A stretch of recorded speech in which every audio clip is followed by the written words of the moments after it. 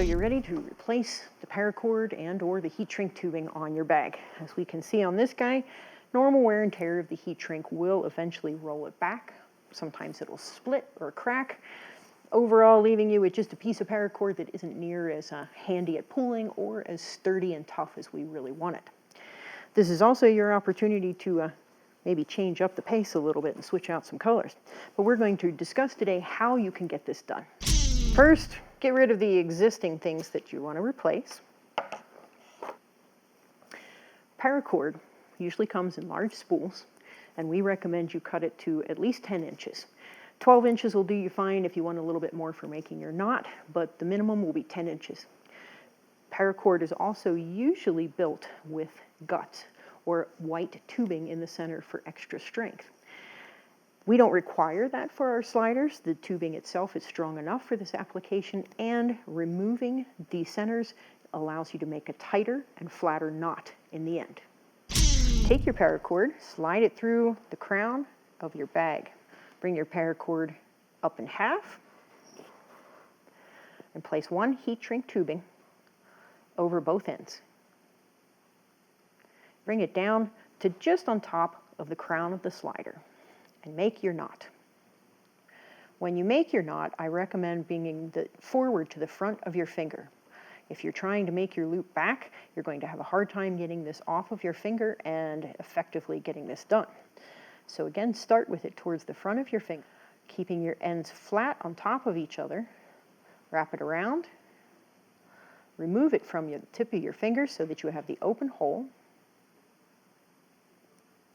And place the ends through to create your knot. I'm going to tighten this ever so slightly just to begin it, but it is not fully tightened yet because now I need to make the appropriate spacings for this to work well with your slider. What I am aiming for is for the heat shrink tubing end to be immediately behind the end of my slider, and this end of the heat shrink tubing to be just in front of the bottom of the knot. Usually the tightening of your knot is a pull back and a pull forward, back and forth, working it again to get that perfect spacing in between. Now begins the fun part.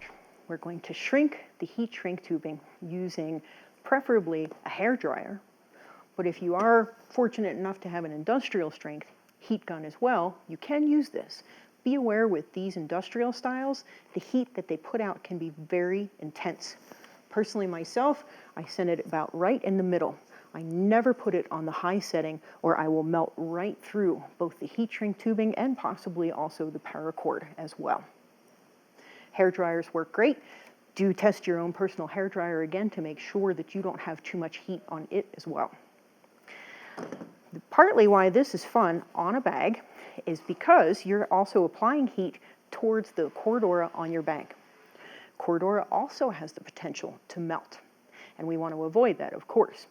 We highly recommend getting yourself a nice piece of thicker cardboard and cutting a little hole in the center.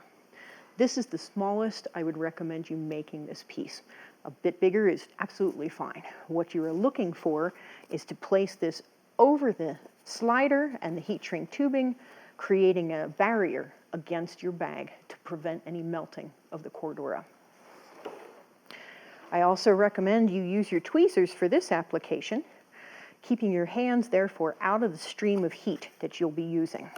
I'm going to begin heating by seating one spot just above or below the knot. Once it begins seating, I will continue moving in a back and forth motion to heat the rest of the tube on that side. I'll turn it over, heat the other side, the back and the front.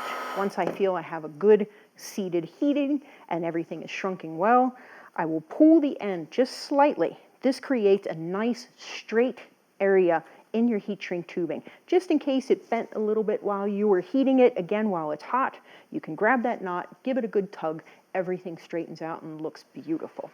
When you go to remove your cardboard, be careful to not touch the sides of this hard while it's still hot.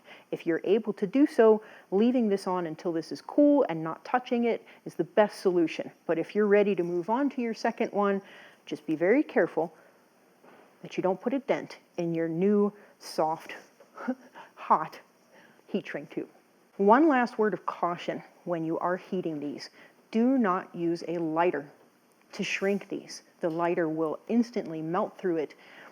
You'll have to have another piece of heat shrink tubing to start over. Lighters will not work for this application. The last step for your heat shrink and paracord replacement is to trim the ends and make what we call a tail. Your tail should be about 1 centimeter long. That's about just under a ½ inch. I'm going to go ahead and cut it. And you want to immediately, in this case, use a lighter to seal the ends of the paracord. Once I see it heating, I'm going to pinch them together. Again, this pinch we like because if it were to back out on you, the two ends are still together and it's much easier to retie that knot in a bind.